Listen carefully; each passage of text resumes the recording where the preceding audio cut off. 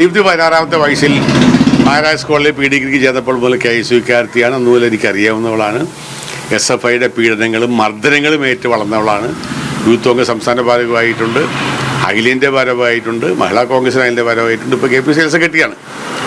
അങ്ങനെ ആളെ ഗ്രൂപ്പിൻ്റെ പേരിൽ, അതാണ് എനിക്ക് പറയാനുള്ളത്, ഗ്രൂപ്പിൻ്റെ പേരിൽ ഗ്രൂപ്പ് കൂട്ടായ്മയുണ്ടാക്കി, ഗ്രൂപ്പിൻ്റെ അതിപ്രസരം ഉണ്ടാക്കി പുറത്താക്കിക്കൊണ്ട് ആധിപത്യം സ്ഥാപിക്കുക. കേരളത്തിലെ കോൺഗ്രസിനകത്ത് സപ്രസ് ചെയ്ത് വെച്ചിരുന്ന, കേരളത്തെ കോൺഗ്രസിനകത്ത് ഇത്രയും കാലം കുറേ കാലമായി നമ്മളെല്ലാം മനസ്സ് നൊന്ത് വേണ്ടാന്ന് വെച്ചിരിക്കുന്ന ഗ്രൂപ്പ് രാഷ്ട്രീയം പുറത്തെടുത്ത് തീവ്ര ഗ്രൂപ്പ് ഉണ്ടാക്കി മാറ്റിയിരിക്കുന്നു.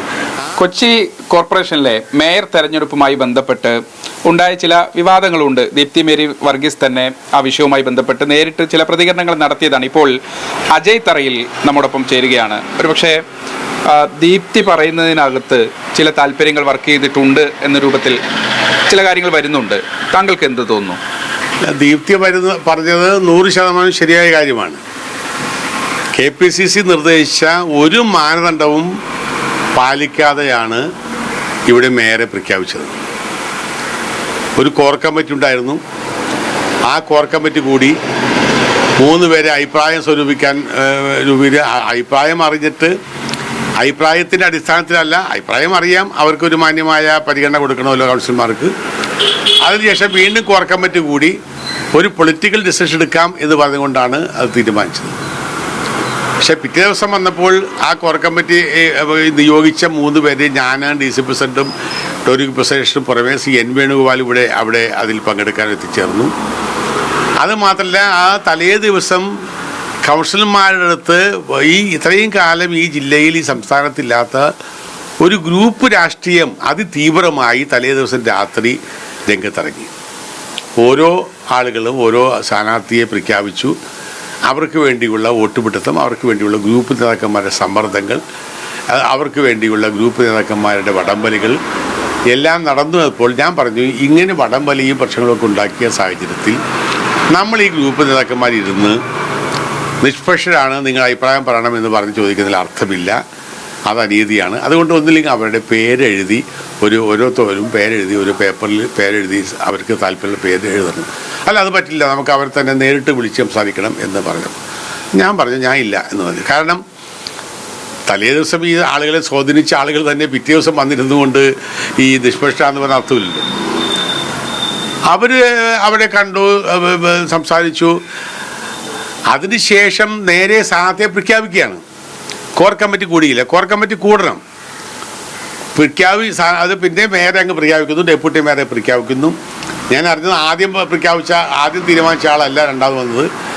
അങ്ങനെ കോർ കമ്മിറ്റി കൂടാതെ ഈ കൗൺസിലർമാരുടെ ഇടയിലുണ്ടായ അഭിപ്രായം എന്താണ് എന്ന് പോലും പറയാതെ മേയർ തീരുമാനിച്ചു. ഇപ്പോൾ അത് ഭൂരിപക്ഷമല്ല. KPCC പറഞ്ഞിരിക്കുന്ന നോംസ് ഭൂരിപക്ഷം എന്ന് പറയുന്നത് ഉള്ള ആളെ വെക്കണമെങ്കിൽ വെച്ചുകൊള്ളൂ. ആ ആളിൽ നിന്നും 1-2 സീറ്റിന് കുറവുള്ള ആളെ ആണെങ്കിൽ അങ്ങനെ വേണമെങ്കിൽ 2 ടേമാക്കാം. ഇതങ്ങനെയല്ലല്ലോ. ഇത് ഏറ്റവും കുറവ് വാങ്ങിയ ആളെ മേയറാക്കുക, ഭൂരിപക്ഷമുള്ള ആളെ അങ്ങനെ ഭൂരിപക്ഷമുള്ള ആൾക്ക് 5 വർഷത്തേക്ക് മേയർഷിപ്പ് കൊടുക്കണ്ടേ? അത് കൊടുത്തിട്ടില്ല. അപ്പോൾ അതുപോലെ ഈ ദീപ്തി മേരി വർഗീസ് ഇവിടെ മത്സരിക്കുന്ന കോർപ്പറേഷൻ കൗൺസിൽ തെരഞ്ഞെടുപ്പ് നടക്കുമ്പോൾ തന്നെ ദീപ്തി ആയിരിക്കും സ്ഥാനാർത്ഥി എന്ന് ഒരു ധാരണ ജനങ്ങളിൽ പരന്നിരുന്നു. പാർട്ടി തലത്തിലല്ല. ദീപ്തി 16-ാമത്തെ വയസ്സിൽ മഹാരാജ് സ്കൂളിൽ ഡിഗ്രിക്ക് ചേർന്നപ്പോൾ മുതൽ KSU വിദ്യാർത്ഥിയാണ്. അന്ന് മുതൽ എനിക്കറിയാവുന്നവളാണ്. SFIയുടെ പീഡനങ്ങളും മർദ്ദനങ്ങളും ഏറ്റു വളർന്നവളാണ്. യൂത്ത് കോൺഗ്രസ് സംസ്ഥാന ഭാരവാഹിയായിട്ടുണ്ട്, അഖിലേന്ത്യാ ഭാരവാഹിയായിട്ടുണ്ട്, മഹിളാ കോൺഗ്രസിന് അതിൻ്റെ ഭാരവാഹിയായിട്ടുണ്ട്, ഇപ്പോൾ KPCC ജനറൽ സെക്രട്ടറിയാണ്. അങ്ങനെ ആളെ ഗ്രൂപ്പിൻ്റെ പേരിൽ, അതാണ് എനിക്ക് പറയാനുള്ളത്, ഗ്രൂപ്പിൻ്റെ പേരിൽ ഗ്രൂപ്പ് കൂട്ടായ്മയുണ്ടാക്കി, ഗ്രൂപ്പിൻ്റെ അതിപ്രസരം ഉണ്ടാക്കി പുറത്താക്കിക്കൊണ്ട് ആധിപത്യം സ്ഥാപിക്കുക. കേരളത്തിലെ കോൺഗ്രസിനകത്ത് സപ്രസ് ചെയ്ത് വെച്ചിരുന്ന, കേരളത്തെ കോൺഗ്രസിനകത്ത് ഇത്രയും കാലം കുറേ കാലമായി നമ്മളെല്ലാം മനസ്സ് നൊന്ത് വേണ്ടാന്ന് വെച്ചിരിക്കുന്ന ഗ്രൂപ്പ് രാഷ്ട്രീയം പുറത്തെടുത്ത് തീവ്ര ഗ്രൂപ്പ് ഉണ്ടാക്കി മാറ്റിയിരിക്കുന്നു. ആ തീവ്ര ഗ്രൂപ്പ് ഉണ്ടാക്കിയതിനെതിരെയാണ് ഞങ്ങളുടെ പോരാട്ടം. ഇപ്പോൾ മറ്റത് കഴിഞ്ഞു, മേയറും ഡെപ്യൂട്ടി മേയറൊക്കെ ആരുമായിക്കോട്ടെ തീരുമാനിച്ചു കഴിഞ്ഞു. പക്ഷേ ആ രീതിക്കെതിരെയുള്ള KPCC പരാതി കൊടുക്കുന്നുണ്ട്. ഈ ഗ്രൂപ്പ് തലമുക്കുന്നതിനെതിരെ, ഗ്രൂപ്പ് രാഷ്ട്രീയത്തിൻ്റെ അതിപ്രസരത്തിനെതിരെയുള്ള ശക്തമായ ഒരു മുന്നേറ്റമാണ് ഞങ്ങൾ ആരംഭിക്കാൻ പോകുന്നത്. ആ ഗ്രൂപ്പ് രാഷ്ട്രീയമാണോ തൊട്ട് തലേ ദിവസം വലിയ ചർച്ചകളും ഭീഷണികളൊക്കെ നടത്തിയെന്ന് പറയുന്നത്? തീർച്ചയായിട്ടും അത് അവരെ ഈ പറഞ്ഞ മുസ്ലിംമാരെ സ്വാധീനിക്കാൻ ഞാൻ പറഞ്ഞില്ലേ, എല്ലാ തരത്തിലുമുള്ള രീതിയിലുള്ള മൂവ്മെൻറ്റ്സാണ് നടന്നത്. അവർ അവതരിപ്പിക്കുന്ന സ്ഥാനാർത്ഥിയെ പിന്തുണക്കാമെന്ന് അഭ്യർത്ഥിച്ചുകൊണ്ട് അങ്ങനെ ഒരു കാരണം എറണാകുളം ജില്ലയിലെ 10 ജില്ലാ പഞ്ചായത്ത് ബ്ലോക്ക് പഞ്ചായത്ത് പ്രസിഡന്റുമാരെ തീരുമാനിച്ചു, മുനിസിപ്പൽ ചെയർമാൻമാരെ തീരുമാനിച്ചു, പഞ്ചായത്ത് പ്രസിഡന്റുമാരെ തീരുമാനിച്ചു. അവിടെ ഒന്നും ഒരു കുഴപ്പമില്ല, വളരെ സ്മൂത്തായിട്ട് പോയി. ഇവിടെ എന്തിനാണ് ഈ ഗ്രൂപ്പ്? ഇവിടെ മാത്രം ഈ ഗ്രൂപ്പ് എന്തിനാണ്? എല്ലാ തീരുമാനങ്ങളെയും മറികടക്കാൻ കഴിവുള്ള ഒരു ഗ്രൂപ്പാണോ അത്? അതായിരിക്കാം, തീർച്ചയായിട്ടും ആയിരിക്കാം. കാരണം ഇത് വളരെ കൃത്യമായി കാര്യങ്ങൾ വെച്ച് പോയി, എല്ലാ സ്ഥലത്തും പോയി. ഇനിയിപ്പോൾ ജില്ലാ പഞ്ചായത്ത് സ്ഥാനത്തിൻ്റെ കാര്യത്തിൽ അതും ഒരു യാതൊരു അഭിപ്രായം ഇല്ലാതെ തീരുമാനിക്കും. അപ്പോൾ ഇവിടെ വന്നിരിക്കുന്ന കാര്യം, ഈ കൊച്ചിൻ കോർപ്പറേഷൻ്റെ കാര്യത്തിൽ എന്തൊക്കെയോ വലിയൊരു ഓപ്പറേഷൻ നടന്നിരിക്കുന്നു.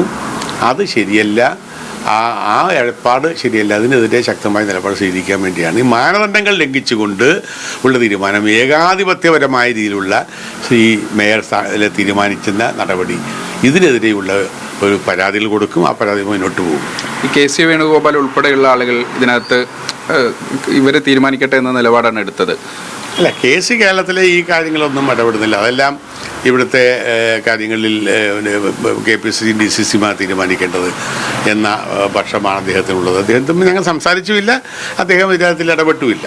അദ്ദേഹത്തിൻ്റെ KC വിഭാഗം അല്ലെങ്കിൽ KCക്കൊപ്പം നിൽക്കുന്ന ആളുകൾ അവരെ പോലും ഇതിനകത്ത് ചേർത്ത് പിടിക്കാൻ ഇപ്പം താങ്കൾ ഇപ്പം പറഞ്ഞ ഗ്രൂപ്പിന് കഴിഞ്ഞ വിഭാഗം എന്ന് പറഞ്ഞതൊന്നും ഇല്ല ഇവിടെ ഈ പാർട്ടിക്കകത്ത്.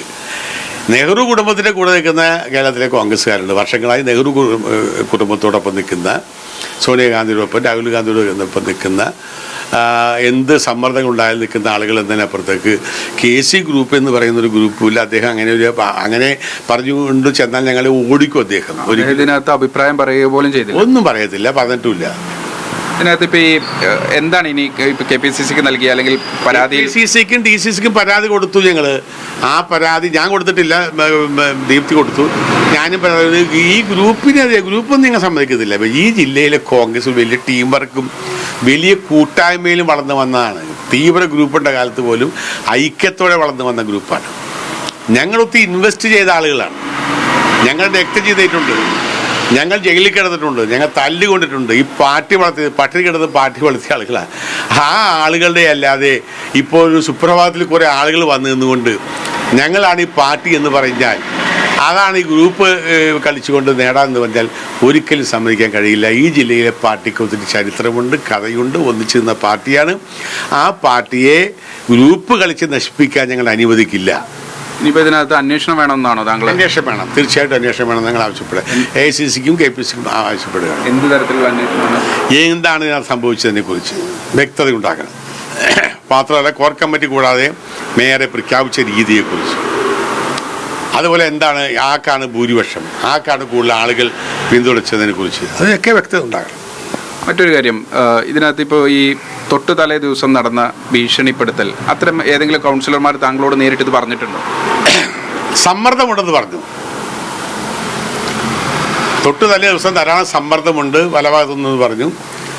അന്നത്തെ ദിവസം തന്നെ ഞങ്ങൾ കൂടിയിരിക്കുമ്പോൾ തന്നെ ഒരു കൗൺസിലർ പറഞ്ഞു, നിങ്ങളിങ്ങനെ ഓരോരുത്തർ അങ്ങോട്ടും ഇങ്ങോട്ടും സമ്മർദ്ദം ചെലുത്തിയൊക്കെ നിൽക്കുന്ന സാഹചര്യത്തിൽ എങ്ങനെയാണ് നിഷ്പക്ഷമായിട്ട് അഭിപ്രായം പറയുന്നത്, അതുകൊണ്ട് ഞങ്ങൾ രഹസ്യമായിട്ട് അഭിപ്രായം പറയുന്നത്, രഹസ്യമായ അഭിപ്രായം എഴുതി തരാം എന്ന് ഒരു കൗൺസിലർ അന്ന് യോഗത്തിൽ വെച്ച് പറഞ്ഞത് പോലുമാണ്. അത് അംഗീകരിച്ചില്ല. ആരാണ് ഈ ഗ്രൂപ്പ്? അതൊന്നും പറയാം. ഈ ഗ്രൂപ്പ് എല്ലാം കാര്യം പണ്ടുള്ള ഗ്രൂപ്പ് തന്നെയല്ലേ. അതിനേക്കാൾ ഒരു പവർ ഗ്രൂപ്പ് വന്നിട്ടുണ്ടോ? പവർ ഗ്രൂപ്പല്ല, അതിനേക്കാൾ ഇപ്പോഴത്തെ ഗ്രൂപ്പ് എന്ന് പറയുന്നത് ഓരോ സമയത്തും ഓരോ തലത്തിലുള്ള ഗ്രൂപ്പുകളല്ലേ. എന്താണ് തരത്തിലും സമയത്തുമുള്ള ഗ്രൂപ്പുകളാണ്.